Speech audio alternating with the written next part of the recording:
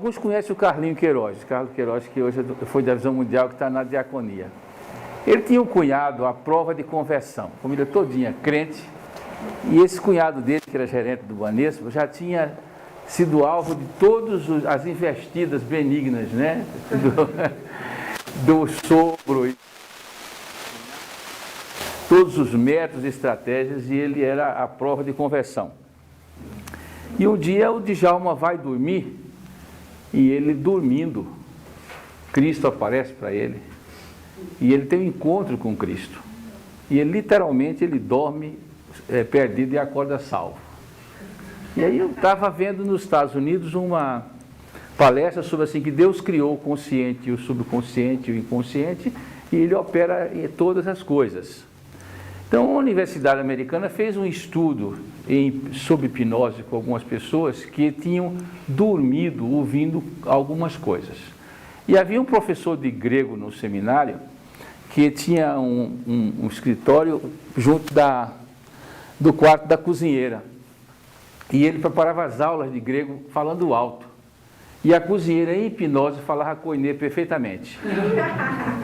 Então, há todo um estudo que diz que uma pessoa acordada, dispersa, aprende menos do que algumas pessoas dormindo. Tá, é a capacidade do subconsciente de aprender conhecimento. Aí, depois que eu vi essas coisas, pode dormir todo mundo, porque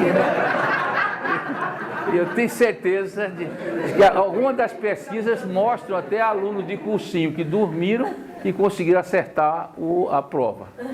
Então, a gente vai aprendendo com o tempo, vai tranquilizando.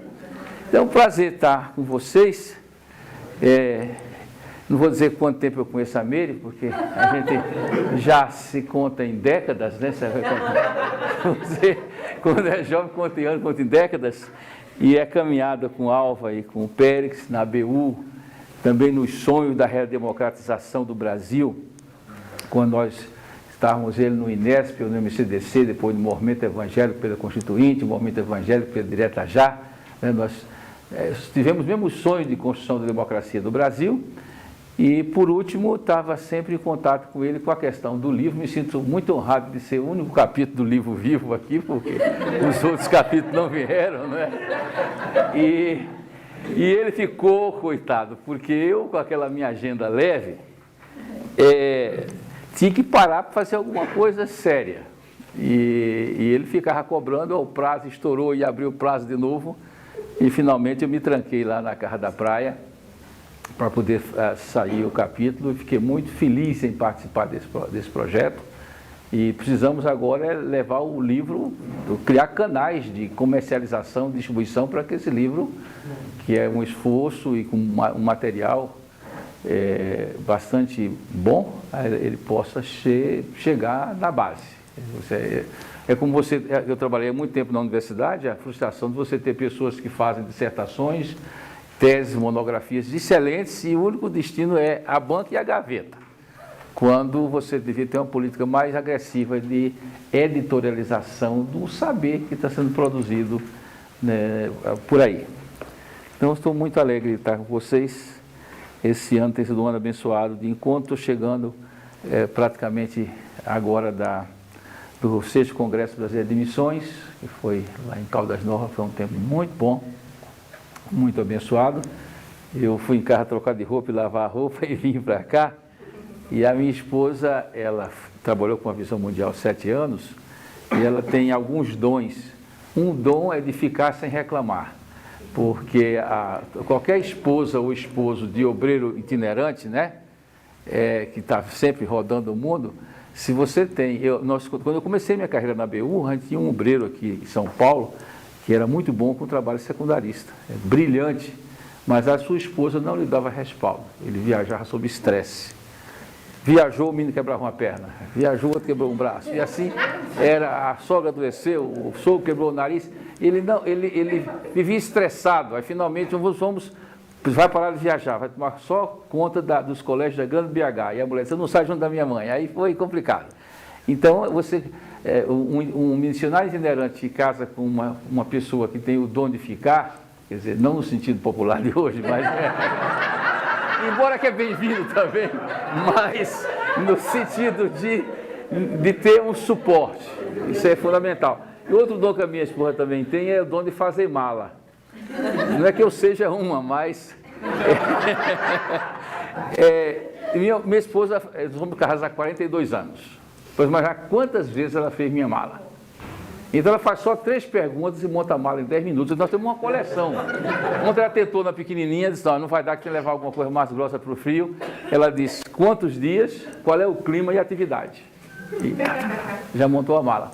Porque como eu sou bispo da Igreja Anglicana, quando eu vou para atividades da igreja, tem que levar báculo, tem que levar batina, que as nossas roupas são chamar roquetes, né? Aí então o kit é mais pesado. Eu estou indo para a reunião batista, uma bermuda, um chinelo e tal. Aí... e vou pregar na Assembleia de Deus, tem que ter paletó e tal. Então, mas, graças a Deus, estamos aqui. Então vamos ler um texto da Palavra de Deus para a gente refletir essa noite.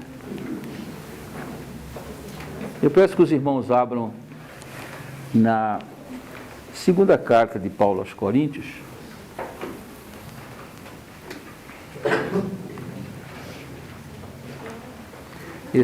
Essa carta aos Coríntios tem uma história interessante.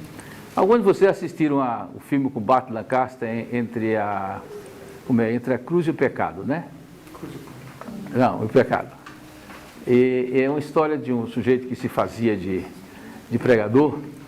E aí ele está pregando, e eu vi o filme no cinema, e depois ele foi dublado para a televisão. E aí, quando ele dizia, porque Paulo escrevendo aos Coríntios, o dublador em São Paulo dublou, quando Paulo escrevendo aos Corinthians, né, corintianos, então ficou para a televisão, Paulo escrevendo aos Corinthianos. Então... Vamos aqui, Paulo, a segunda carta aos Coríntios, capítulo 5, verso 17 até 6:1. Assim que se alguém está em Cristo, nova criatura é, as coisas velhas já passaram e eis que tudo se fez novo. E tudo isso provém de Deus, que nos reconciliou consigo mesmo por Jesus Cristo e nos deu o ministério da reconciliação. Isto é, Deus estava em Cristo reconciliando consigo o mundo, não lhes imputando os seus pecados, e pôs em nós a palavra da reconciliação. De sorte que somos embaixadores da parte de Cristo, como se Deus por nós rogasse. Rogamos-vos, pois, da parte de Cristo, que vos reconcilieis com Deus. Aquele que não conheceu o pecado, fez pecado por nós, para que nele fôssemos feitos justiça de Deus. E nós, cooperando também com ele, vos exortamos a que não recebais a graça de Deus em vão. Nós somos seres fracos, por natureza, somos frágeis e, inclusive, na nossa fé, nós precisamos sempre ter essa fé reaquecida, reanimada. Os embates da vida, eles tendem a nos desanimar, a nos esvaziar a alma, né? Desanimar. E precisamos outra vez nos entusiasmar, que é nos enchermos de Deus. E uma das maneiras sempre que eu procuro me reanimar é pensar no próprio Deus, nas próprias qualidades de Deus, nos próprios atributos de Deus. Que Deus eu sirvo nas minhas circunstâncias difíceis? Eu sirvo a um Deus poderoso, a um Deus que sabe todas as coisas, um Deus que está presente em todos os lugares, em todas as circunstâncias, um Deus que conhece de tudo, e um Deus que tudo pode. Então essa consciência dos atributos de um Deus que tudo pode, tudo sabe, tudo conhece, está presente em todas as situações, é confortadora porque esse Deus que é capaz de agir. Nós não cremos apenas num conceito vago, distante, mas num ser que interage, que comunica, que caminha conosco. Um Deus que é Senhor, né? Senhor desde o cosmos, Senhor das nações, Senhor da igreja, Senhor da nossa vida, Senhor das circunstâncias.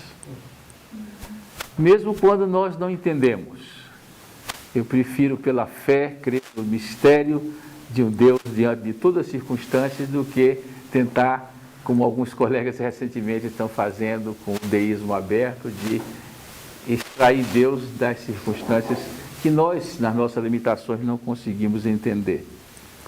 Deus é Senhor de tudo. E se Ele tem aqueles atributos de poder que eu falei, também Ele tem atributos de sentimento, porque Deus é amor, não é? Deus é misericórdia, Deus é justiça, Deus é verdade e, finalmente, Deus é vida.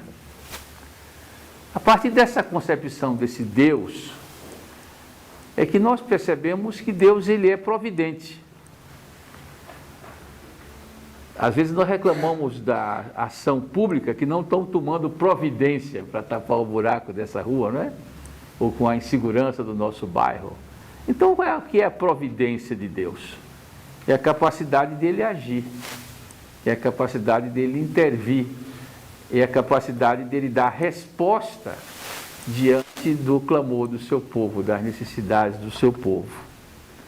E Deus toma providência. A história da salvação, tanto os textos bíblicos como os textos da história da igreja nos revelam Deus que, apesar de que muitas vezes nas circunstâncias nós não entendemos, e quantas vezes em nossas vidas individuais nós levamos tempo para entender que aquilo era a providência de Deus, né?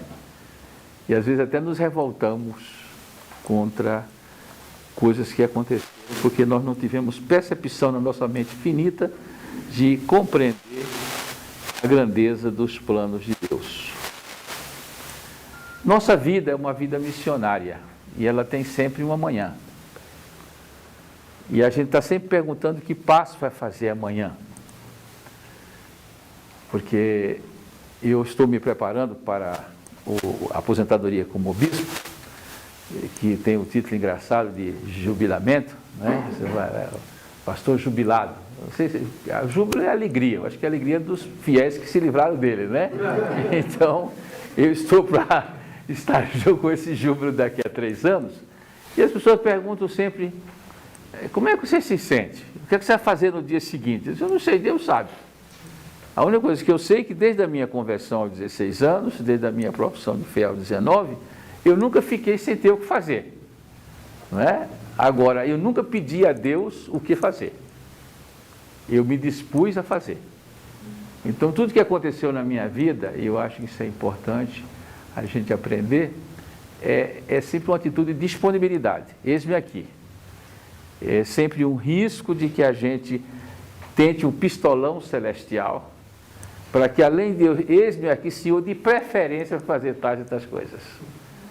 Eu me lembro quando eu cheguei na IELB, né, minha primeira igreja como membro, e o primeiro trabalho que me deram foi carregar a caixa de comida que a gente distribuía para os pobres, do Alimento para a Paz, né, nas costas. Eu era universitário, então o meu primeiro trabalho foi carregar a caixa de fubá, de óleo, e eu fiz com a Sociedade de Senhoras com muita alegria. Próximo passo foi escrever meu primeiro livro, foi o livro de ata da igreja, foi 6 anos secretário, foi o primeiro livro que eu escrevi. Comecei minha carreira de escritor exatamente aí, devo à igreja essa tarefa. Então, o que nós temos no nosso amanhã é essa disponibilidade, sempre, é essa perseverança que o Espírito Santo nos faz como fruto, é perseverar, e é discernir. O Espírito nos dá o discernimento do próximo passo que Ele estará presente e que nós, em perseverança, vamos estar prontos a fazer nessa continuidade. A história do povo de Deus, que é a história de Israel e a história da igreja, a história dos salvos, ela não é uma história linear, é uma história com altos e baixos. O povo de Israel e cada um de nós teve altos e baixos. Quando eu li o Antigo Testamento a primeira vez, eu sou filho de farmacêutico, a imagem que eu vinha era de um desenho de um eletrocardiograma, né? Entre avivamentos e quedas, né? Os altos e baixos são nossos, não do Senhor, vitórias e derrotas, mas a grande realidade é que a vida com Deus é um eterno recomeço. Sempre é um dia novo. E sempre se começa outra vez. Isso nós vimos em situações existenciais as mais diversas. Porque a providência de Deus, ela também é um ministério de cura e restauração. Cura das nossas feridas, né? Que a vida nos fere. Cura da restauração das nossas quedas, das nossas fraquezas, das nossas limitações. E nós vamos sendo trabalhados nas diversas áreas da nossa existência. Nós somos seres plurais e interrelacionais. Eu sou um corpo, eu tenho uma mente, né? Eu tenho sentimentos e emoções, eu tenho espiritualidade, e essas coisas são interrelacionadas. Então, quando Deus cura e restaura a gente nas várias dimensões do nosso ser. O meu estado de alma pode afetar as minhas emoções, a minha depressão pode ter um fundo espiritual e depois me dar uma somatização estomacal, porque nós somos esses seres assim, formados por essa dimensão. No meio dessa luta da vida, dos desafios, das tentações, inclusive de fugas, a gente vem ouvindo sempre a voz de Deus dizendo: a minha graça te basta. Essa é uma mensagem muito poderosa, que sempre entra com muita força nas nossas situações. A crença de que o Espírito nos unge. E que nós, por outro lado, não podemos fazer nada sem Ele e podemos fazer muito pouco sem os outros. Essa construção é uma construção em que nós nos construímos mutuamente. Eu era um adolescente que estava em processo de conversão quando um marceneiro, que foi o meu primeiro evangelizador, nós fazemos sempre festa de São João lá no Nordeste, com a fogueira, né? Assamos milho. E no dia seguinte tinha um tronco muito bonito assim num canto, mais frio, porque tinha se deslocado da fogueira. E ali estavam gravetos juntos uns dos outros, que se aquecia e ainda havia fogo. E ele deu essa lição para mim, eu tinha uns 14 anos, olha. É bonito, mas não vale nada, porque está fora da fogueira. E nós temos o calor dessa ministração mútua em que nós somos consolados, ensinados, exortados. Daí eu creio que uma das crises que nós tivemos e temos tido ultimamente no mundo ministerial brasileiro tem sido o isolamento dos líderes, e líderes que trabalham sem estar debaixo de autoridade, que não têm pessoas que o aconselham. Nós temos um governador no Brasil, evangélico, o governador Jeremias Fontes, do Rio de Janeiro. Eu morava no Rio quando ele foi governador. E alguém perguntou como é que o sujeito conseguiu entrar crente e sair crente. Até porque ele vinha de uma carreira, né? Vereador, prefeito, deputado, presidente da Câmara, governador. E quando diz, agora você vai ser senador, não, agora você é pastor. E largou tudo. Qual foi o segredo dele? Ele chamou 30 pastores e disse: cada um de vocês por 4 anos virá um dia por mês orar comigo antes de começar o meu expediente, que eu tenho que compartilhar e buscar orientação. Essa foi a diferença.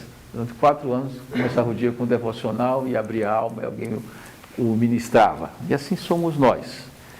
No corpo, a palavra, os sacramentos, vamos enxugando as nossas lágrimas uns dos outros e vamos buscando em Deus a renovação da nossa alegria. E Deus é aquele que é capaz de transformar momentos de aparente derrota em portas abertas para novas vitórias. Momentos de aparente derrota são portas abertas para nova vitória. Eu estava aconselhando essa semana um jovem cuja noiva o estava exonerando. E, obviamente, que é a chamada capelania da dor de cotovelo, e faz parte do nosso trabalho pastoral. E eu comecei a testemunhar para ele várias pessoas que passaram por aquele momento de dor que ele estava passando, e que era um momento de derrota, e Deus tinha uma promessa de uma pessoa diferente, e que aquela derrota foi a porta de uma vitória. Às vezes, essa mesma coisa acontece quando alguém foi exonerado do emprego, não é? E são certas situações de aparente derrota e Deus abre portas de uma nova vitória. Você veja, Jesus tinha pedido que a igreja fosse missionária e pregar o evangelho a todo mundo. A igreja de Jerusalém cresceu e depois começou a inchar, né? Foi a primeira mega church que nós tivemos na história, foi a igreja de Jerusalém. Todo mundo gostoso ali. Aí precisou vir uma perseguição para dar um empurrão na moçada, né? Aí saiu todo mundo pelas vilas, onde tinha parentes se escondendo e pregando o evangelho. Então, você pode imaginar um corte histórico, Estevão apedrejado, não é? A igreja começa a ser perseguida, e se ela não tivesse sido perseguida, ela talvez hoje fosse igual a ideia do Paul Yong-Shu lá em Jerusalém, né? Ela não tinha saído, não é? E então aquela violência que foi aquele momento, Deus transformou a derrota em vitória. E nós hoje celebramos com tristeza a memória do primeiro mártir da igreja, o diácono, mas ao mesmo tempo celebramos que Deus usou aquilo para soltar o cabo da nau, como nós cantamos hoje. A igreja... Então Deus está, irmãos e irmãs, sempre no controle das transições. E Ele próprio está providenciando substituidores e continuadores. Quando você tem condição de fazer isso com calma, Ele age também de outra maneira, do mesmo modo. Eu, por exemplo, nessa minha transição do episcopado, daqui a 3 anos, porque na igreja anglicana o bispo é um pastor-presidente, para usar a linguagem da Assembleia de Deus, nós somos titulares de um campo, e eu agora escolhi 2 substitutos, daqui a 2 anos vou escolher 2 auxiliares, o substituto.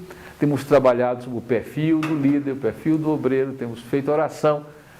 Estamos fazendo um processo de 3 anos de substituição e às vezes vem de repente, mas essa visão, você veja de repente o que vai acontecer com o povo de Israel, com Moisés, ele vai ter que morrer, não é?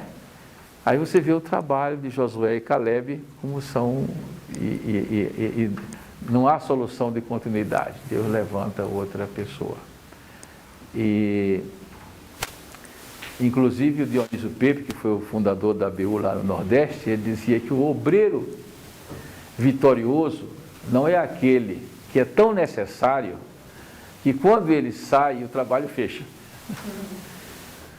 Quando ele voltou do Canadá 2 anos depois, havia 2 ou 3 vezes mais grupo de ABU do que quando ele tinha deixado.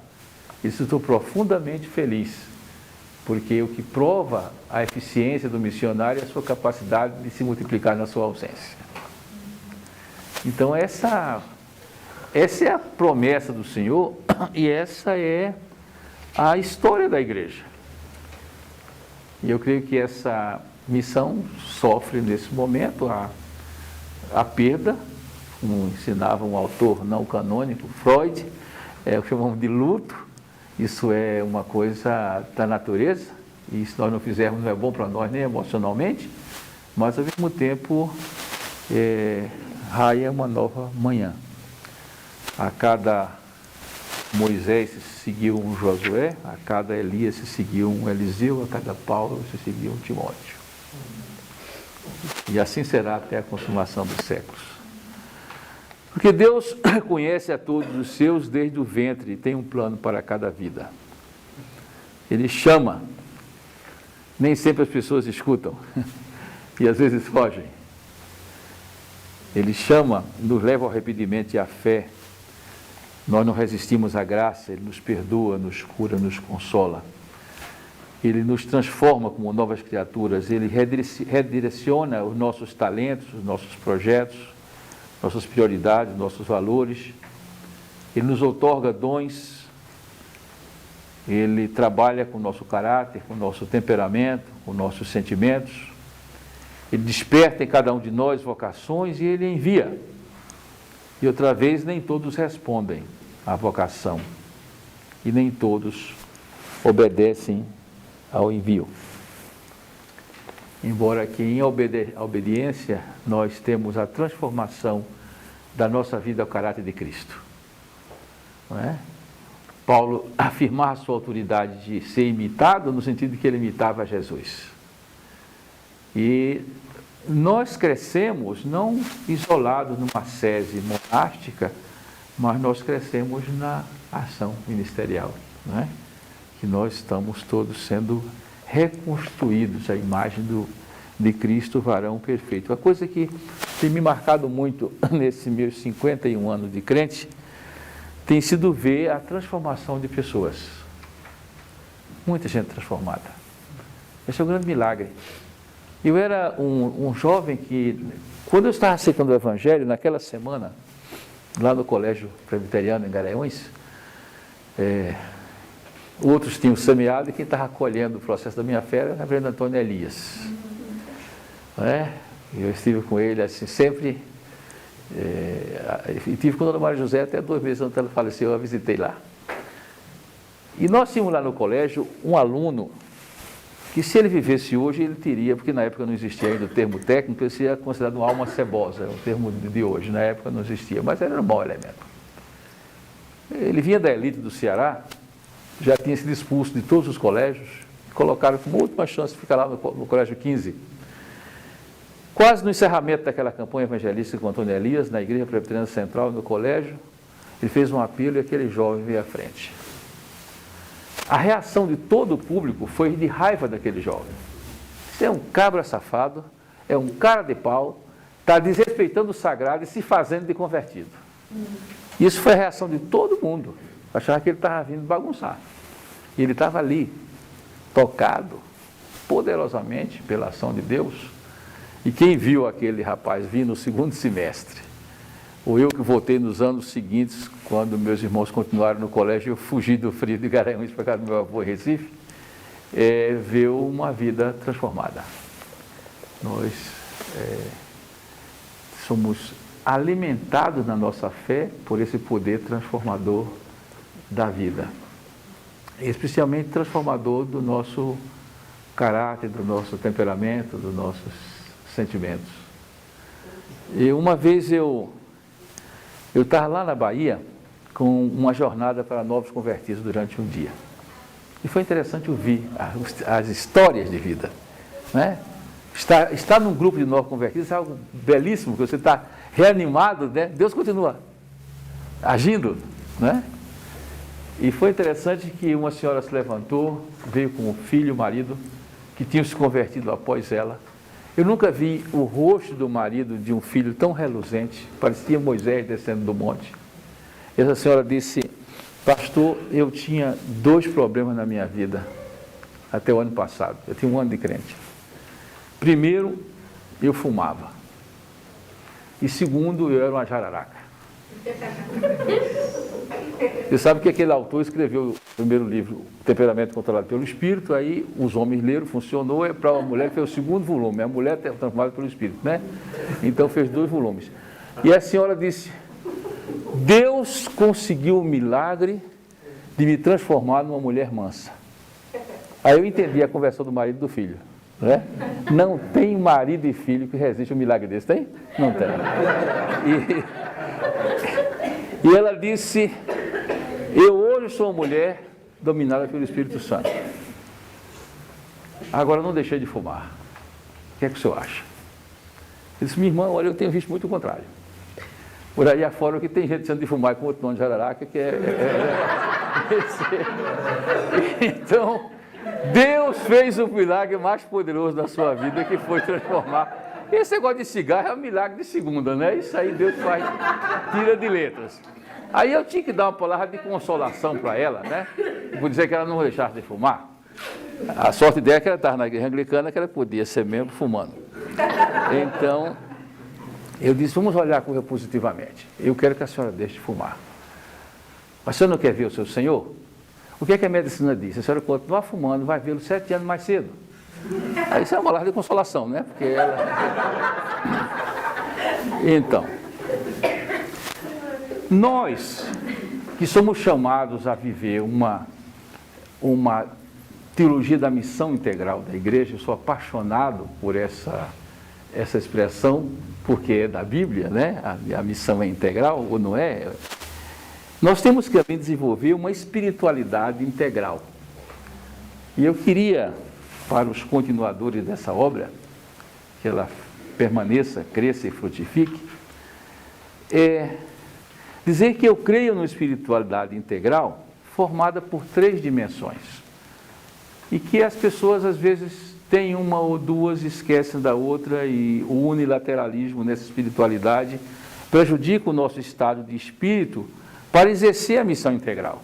Então, uma relação entre a vivência de uma espiritualidade integral e a vivência de uma missão integral. Então, eu creio que a espiritualidade integral, ela tem como primeira dimensão a adoração.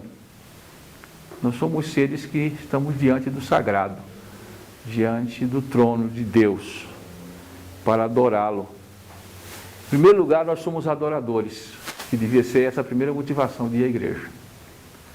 Como adoradores, nós contemplamos, nós meditamos, nós oramos, nós escutamos a voz interior do Espírito.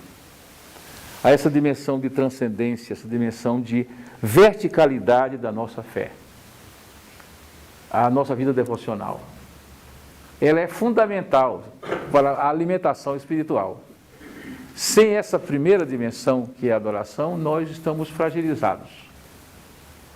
Como se fosse talvez um belo automóvel sem combustível.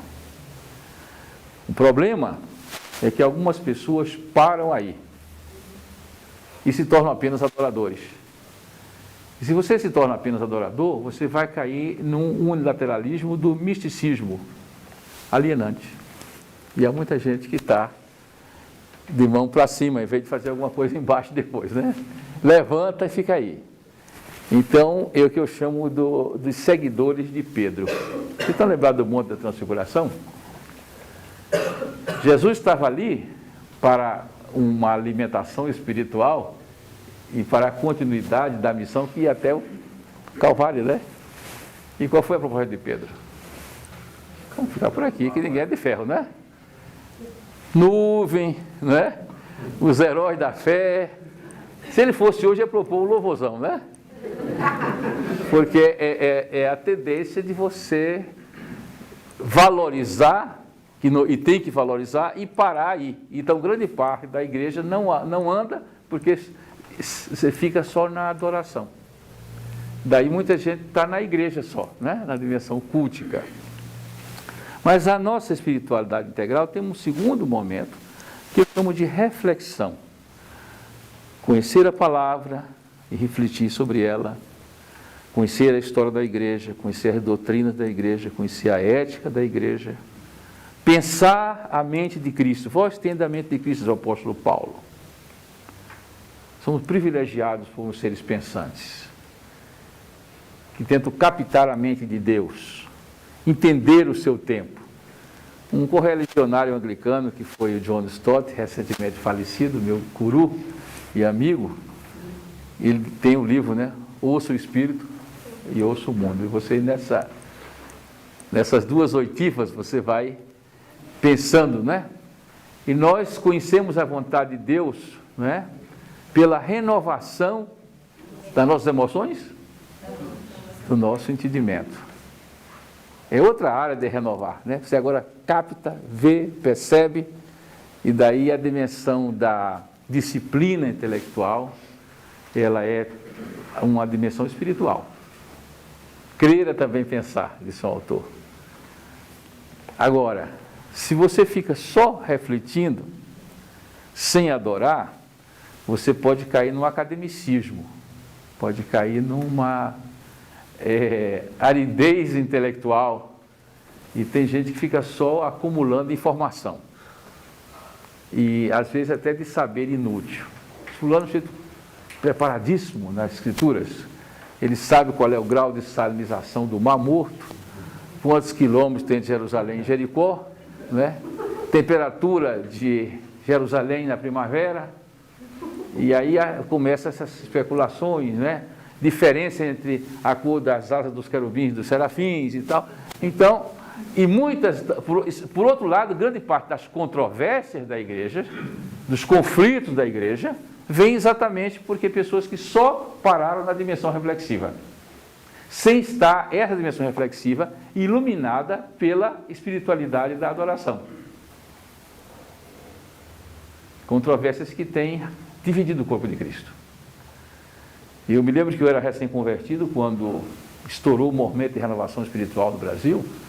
Eu tenho grandes amigos nesse movimento hoje, mas eu era um adolescente, fiquei profundamente chocado, eu quase corria da igreja evangélica, porque eu não conseguia entender porque o pessoal estava brigando pelo Espírito Santo. É estranho, né? O Espírito da unidade, o Espírito da paz, o escondido da verdade, eu e o Pai somos um, etc. E lá vai o pessoal, pau quebrando.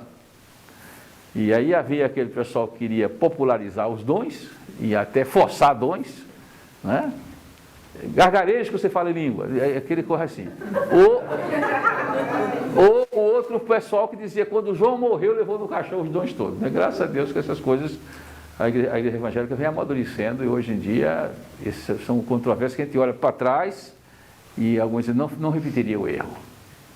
Ou polêmica sobre batismo, né? Essa foi, eu me lembro que eu chegando na igreja evangélica e tal,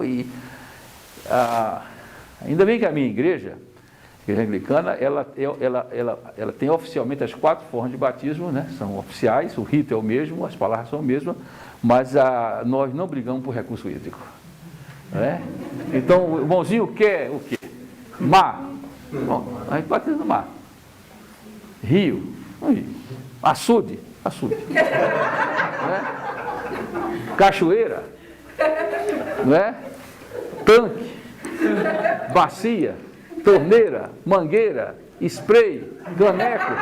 Ou seja, não é possível que a gente vá desgastar quando o que tem que ter é a fé e o elemento simbólico do sacramento.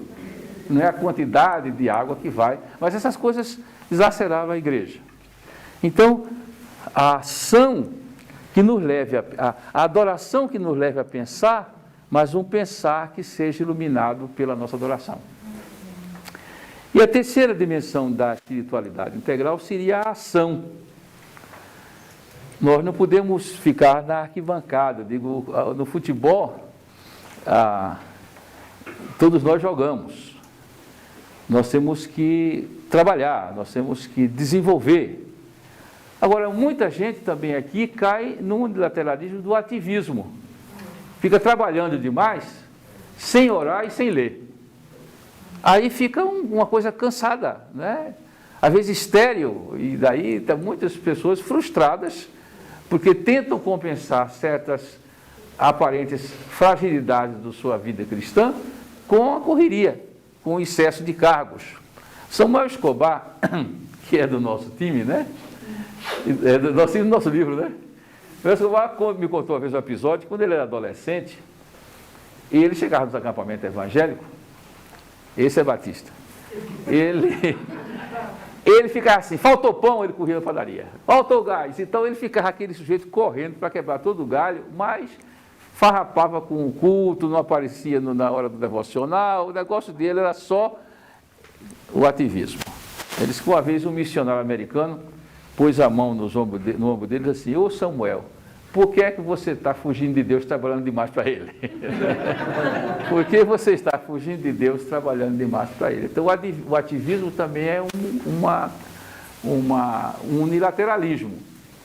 Então a percepção da espiritualidade integral, aí nós fechamos as 3 dimensões, é uma ação de alguém que pensa e alguém que depende do transcendente. Então essa ação passa a ter um significado.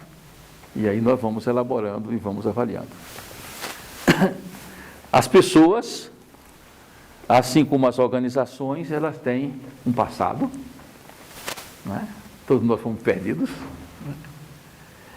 A grande alegria do cristão é quando o seu passado é passado. Né? E aí o passado. Temos o presente, com todas as possibilidades que às vezes nós não desenvolvemos. Esse presente. Mas nós temos um futuro. E talvez o que nós acumulamos de experiência e de sonhos no passado e no presente se projeta com grandes possibilidades de tomar posse da terra, não é? De derrotar os adversários. de ver as coisas velhas já passarem e tudo se tornar novo. Somos novas criaturas e somos novas pessoas que criam coisas novas. E assim, nós somos ensinados pelo apóstolo, devemos deixar para trás as coisas que para trás ficam, marchamos para frente, para o alvo da soberana vocação de Deus em Jesus Cristo, nosso Senhor, e também que aquele que está em Cristo é uma nova criatura, as coisas antigas passaram e que tudo se fez novo. Nós precisamos ter uma atitude espiritual em relação ao nosso passado. O nosso passado de positivo, alguém disse o seguinte, que a mente caída, ela tende a lembrar do que não presta e de esquecer do que presta. E a mente regenerada, ela vai aprender a esquecer o que não presta e lembrar do que presta. E assim nós vamos sendo construídos, né? Porque vamos superando. E quem olhou para trás para coisa ruim foi a mulher de Ló e não se deu bem, foi com torcicolo, não foi? Então esse é o passado que deve ser deixado. Agora, um passado com uma memória, a grata memória, né? Alguém disse que a grande diferença entre o povo judeu e a igreja hoje estava em duas palavras gregas. O povo judeu se move pela anamnese, pela constante recordação dos feitos do Senhor. E isso se faz no dia da Páscoa, quando o filho pergunta ao pai por que essas coisas, ele vai fazer a contagem. E é porque essa contagem permanente das bênçãos e da história que faz com que ela continue a fazer história. É a anamnese. E já a igreja está sendo movida pela amnésia. Quer dizer, pelo esquecimento da presença de Deus. Somos uma igreja que cada vez lê menos a história, cada vez conhece menos a história. No meu tempo de jovem crente, o mundo evangélico brasileiro era muito unido na Confederação Evangélica do Brasil. Foi uma entidade que reunia os evangélicos entre 34 e 64. Foi o primeiro conselho de igreja do continente. Os outros prosseguiram, o CONEP no Peru é muito forte, reúne quase todos os crentes. Nós tivemos interrupção, depois veio a EVB, agora estamos tentando construir a Aliança Evangélica. Mas eu estou lembrando o seguinte, a última semana de outubro, na minha juventude, era dedicada à Semana da Reforma. Aí a Confederação escolhia um personagem ou um episódio da Reforma e mandava material para as igrejas, mesmo as não filiadas. E assim você estava sempre alimentado pelas coisas da Reforma. E, finalmente, toda igreja evangélica séria celebrar no dia 31 de outubro o dia da Reforma. E as coisas foram passando e a história foi sendo desvalorizada numa civilização de imediatismo, não é? O C.S. Lewis, ele criticava as gerações que desvalorizam o passado, a geração sem umbigo. E hoje, quase ninguém faz nada. E os nossos filhos davam para o curso de inglês e o 31 de outubro, no lugar de ser o dia da Reforma, dia de Halloween. É uma mudança muito grande. E nós precisamos crer que um povo sem passado é um povo sem futuro. E um povo sem história é um povo sem identidade. Então, essa missão, ela tem poucos anos no Brasil e tem muito que aprender com o que ela já fez fora, desde a Noruega. Ela tem uma história que é pequena quantitativamente, mas é densa nas experiências de cada comunidade, de cada indivíduo. Nós tivemos o papel animador e facilitador de Péricles, que estamos nessa noite lamentando a sua ausência física entre nós, mas somos consolados pela palavra de que Deus, que é o Senhor dessa obra, vai ter novos planos, novos atores, novos encontros e nova presença nessa caminhada. Que Deus nos console e nos anime. Amém.